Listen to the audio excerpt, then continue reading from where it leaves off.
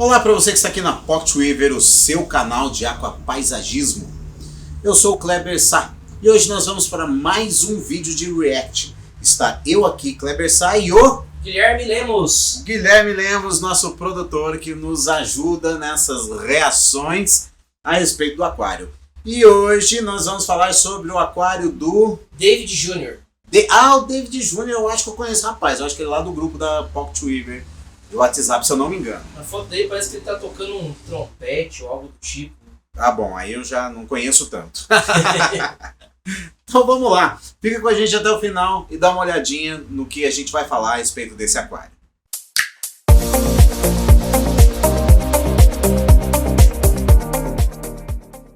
Pronto, abrimos aqui o aquário do David Jr. É isso, né, David Jr.? David Jr. Eu conheço o David Jr. E nós temos um aquário que já de cara eu posso dizer que está muito saudável. Não sei se você percebe, Guilherme, mas tá vendo que as cores das plantas estão bonitas, que o aquário está frondoso, enfim. Você consegue perceber que é um aquário saudável? Sim, dá pra ver de cara, assim, que as cores estão muito vivas. Sim. Aparentemente pra mim parece um aquário grande também. David, já vamos fazer algumas observações que eu imagino que você vai de cara já saber que eu vou fazer. Por exemplo, a altura do substrato. A gente não tem como ter certeza aqui das medidas. Achou as dimensões, Guilherme? Não tem, não mandou. Não mandou. Bom, pelo tamanho dos peixes, eu imagino que esse aquário tenha de comprimento cerca de 70 centímetros, tá? Mais ou menos. Então, eu imagino que de substrato aí deve ter uns 4 dedos, uns 4 centímetros, 4, 5 centímetros de substrato na frente. Isso faz com que seu aquário perca display. Essa imagem preta no fundo do aquário, é por isso que a gente insiste tanto nisso. Esse preto é um espaço que não foi aproveitado no visual do aquário. Você perdeu uns 4 centímetros por 70 centímetros de imagem, de paisagem. É por isso que eu insisto tanto. Gente, faz baixinho, no máximo 1 centímetro, eu já acho muito 1 centímetro. A meio centímetro ali já está mais que suficiente. Então essa é a primeira observação. Outra observação que eu faço, David, é que tem uma coisa meio desarrumadinha aqui no aquário. Guilherme, você consegue perceber, encontrar onde que tem uma coisa desarrumadinha aqui no aquário? Tem um fio lá no fundo? Bom, então tem duas. Tem um fio no fundo. Mas o que você não viu, Guilherme, é o seguinte. É aqueles matinhos boiando ali? Acertou, miserável. Os matinhos na superfície. Eu acho que o David foi dar uma podada e resolveu deixar lá. Resolveu que o negócio... E adivinha, pra mim não ia chamar a atenção. Na hora, eu olhei, vi menos o fio, vi mais o matinho boiando. Né? E de fato, esse matinho fica ali perdido. Quando a gente vai fazer foto dos nossos aquários, David, é legal a gente pensar nesses detalhes. Uma coisa que me incomoda também, Guilherme, é que o nível d'água está baixo pro vidro. É, tem bastante sobra ali, né? Tem muita sobra ali. O fio d'água e o fim do aquário ali tem parece que para uns 2 dedos, ou mais. Talvez mais, é mais ou menos a mesma quantidade que tem de substrato. É verdade. Um pouquinho menos. O que acontece?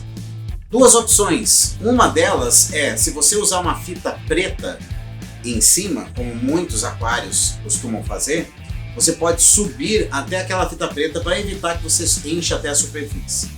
Outra coisa que você pode fazer é de fato encher até a superfície, não precisa ser ali na beira. Eu acho lindo. Mas tem muitos aquaristas que não gostam, por quê? Porque alguns camarões podem saltar para fora do aquário, porque pode capilarizar a água e começar a vazar do aquário. Então, ao invés de deixar bem na beira, você pode deixar mais ou menos meio centímetro abaixo e já vai dar um efeito magnífico, maravilhoso. Mas isso é uma questão de gosto. Eu particularmente não curto vidro sobrando. E numa foto de concurso, por exemplo, os juízes não iam querer ver uma foto final com vidro sobrando. As rochas desse aquário são basalto. São uma rocha, Guilherme, que é escura, né? Bem escura, bem comum, mas tem uma textura ok, interessante. Dá para fazer trabalhos legais com basalto. Aqui, o que eu observo é que ele pegou rochas mais ou menos todas do mesmo tamanho. Dá para perceber? Sim. Não tem muita diferença de tamanho. Aquela bem do cantinho ali onde tem aquele cano preto ali. Um pouquinho menor, mas assim, nada que dê um contraste, né? Tipo, a grandona é bem pequenininha, ela é um pouquinho menor só, nada... Todas com tamanho muito similares. E aí o que você tem? Você tem um sentimento, é que aqui, Guilherme, ele deixou as plantas crescerem a tal ponto que cobriu a maioria das rochas. Né? No meio do parque. Talvez inclusive tenha mais rocha a gente não esteja vendo. Sim. Tá? Isso pode ter acontecido. A questão de você ter rochas muito iguais é que você tem uma espécie de simetria. Veja, na natureza, você muito dificilmente vai encontrar rochas do mesmo tamanho emparelhadas uma do lado da outra. Isso não é natural. Não.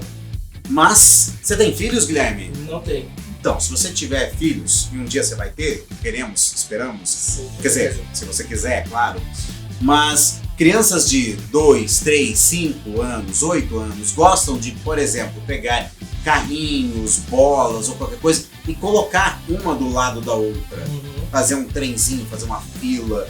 Então é nitidamente algo artificial. Na natureza a gente muito dificilmente vai encontrar esse tipo de situação. Não é que não exista, tá? Tanto que tem aquelas pedras Stonehenge lá, que é meio um do lado do outro, a galera acha que é alienígena, né? Porque eu falo assim, não é possível que essas pedras estariam aí tão certinho uma do lado da outra, né? Não, sabe-se que aquilo lá não é natural. Não é natural, é meio óbvio, né? É óbvio e meio, né? Aquelas pedras quadradinhas colocadas em posição, naquelas posições Parece um assim. dominozinho assim, né? Se derrubar uma, cai tudo em círculo, né? Sim. Então, esse tipo de situação a gente precisa, se puder, evitar. David, eu recomendaria você colocar pedaços maiores ou ainda empilhar, por exemplo, do lado esquerdo, acho que aqui tem uma rotala que pela cor, eu acho que é BSD ou talvez a rotala São Francisco, não dá para ter certeza. Mas eu colocaria do lado dela umas 3 rochas dessas de basalto, meio que 2 juntas e uma empilhada, formando uma grande rocha maior. Isso daria um sentimento de ter algo bem no ponto de ouro do aquário. Tá? Se você puder, Guilherme, coloca uma divisão de linhas, mostrando a divisão em 3. O ponto de ouro fica numa intersecção, tá? Nessa divisão. O jogo da velha, né? O jogo da velha. O jogo da velha, Isso. As 4 intersecções são os 4 pontos de ouro. Exato. E aí a intersecção mais desejada para nós ocidentais é o lado de cima do lado direito para o esquerdo do aquário. O lado esquerdo para o direito. Então, do lado que nós ocidentais, não sei se você já tinha se dado conta disso, como nós lemos da esquerda para a direita, então para nós ocidentais é mais agradável quando o objeto de força está no aquário do lado esquerdo. Sim. E para os orientais é o contrário, justamente porque muitas vezes leu de cima para baixo ou da direita para a esquerda. Chamada de proporção áurea, isso daí também, né? Chamada de... Exatamente. Então, se o David pegasse 2 rochas ali de basalto, colocasse uma em cima, como são rochas escuras, talvez você conseguisse dar uma disfarçada. Na junção você poderia colar musgo. Tem uma série de coisas que você pode fazer aqui para mudar isso. Com isso, David, você ia ganhar ali naquele cantinho uma força maior. E aí o estilo de moita que tá... Vê se concorda, Guilherme. O aquário vem com um desenho assim, ó. Ele vem reto, aí ele faz uma barriga no meio. Sim. E aí ele desce, né? Então nós temos uma mulher grávida deitada aqui. Tiozão da barriga do chope. Sim. Alguma coisa assim. Se nós tivéssemos ali um ponto mais forte, onde eu falei, e a poda fizesse com que a moita suavizasse e terminasse, nós teríamos o efeito praticamente de 2 triângulos. Um positivo, que é onde está a força das rochas e as plantas descendo, e um negativo, que é o vazio ali, que é o fundo do aquário aparecendo. E aí nós temos ali uma raiz que, David, é uma raiz legal, mas ela tá meio perdida ali. É uma raiz. Não conversa com nada. Não conversa com nada. De repente... Parece um bicho. É mesmo, parece uma aranha, um caranguejo, um negócio ali, uma estrela do mar, daquelas da perninha bem fina, né? Talvez você compor essa raiz junto com esse conglomerado de rocha, onde a raiz sai da rocha. Aí você vai ter um canto muito forte, com raiz inclusive, e não tem problema o restante não ter raiz, porque está tudo concentrado num lugar só. Aqui a raiz parece que ficou meio perdida, então não tem muito para que ela está ali, tá? Isso esteticamente falando, lembrando que é só a opinião de um aquapaisagista, olhando para a coisa a partir do conceito de aquapaisagismo, tá bom? O carpete tá um pouquinho, ele tá bonito, mas ele tem uma parte que tá amarelada. Você enxerga aí a parte amarelada? Eu até fiquei pensando se era reflexo da luz. Não. Ou se é a planta que tá amarelada mesmo. É um momento ruim do carpete. Isso é normal, isso acontece, mas por exemplo, para uma foto de concurso, essa foto iria perder ponto, porque o juiz ia olhar e falar, as plantas estão amareladas. Como é que você faz para evitar isso ou para mudar isso? Faz uma poda radical ali e espera alguns dias, continua caprichando na fertilização, o carpete vai voltar. Esse é o melhor momento para fazer a foto. E por falar em foto, os peixes não estão tão bem posicionados. Claro, é uma questão de... Ele tirou a foto para avaliar, mas a gente que gosta de bater foto e mandar para concurso, uma coisa que conta no concurso é o posicionamento dos peixes. Por que a gente gosta, como aquapaisagista, de peixes cardumeiros? Vou explicar. Porque os peixes cardumeiros, Guilherme, eles costumam nadar próximo, rente à superfície do aquário. Então, se você faz um layout, por exemplo, como eu falei, triangular, descendo aqui do lado, eu não sei no vídeo como é que vai estar, mas esse é o meu lado esquerdo, tá? E subindo para o lado direito, que é como eu estou vendo o aquário aqui, e os peixes vêm descendo lá de cima para baixo. Então, eu daria uma mudadinha aí nessa questão da foto, da poda, melhorar ali o carpete. Uma coisa que você pode fazer é pensar em regiões com praia e sem carpete. Isso também mudaria um pouco mais o aspecto. E os lily pipes, o inflow e o outflow, esse plástico, eu entendo que é o que você tem à mão. E é o melhor que de repente dá para fazer. Mas se futuramente você puder investir, por exemplo, em algo de inox dentro do aquapaisagismo, pode ser mais interessante esteticamente.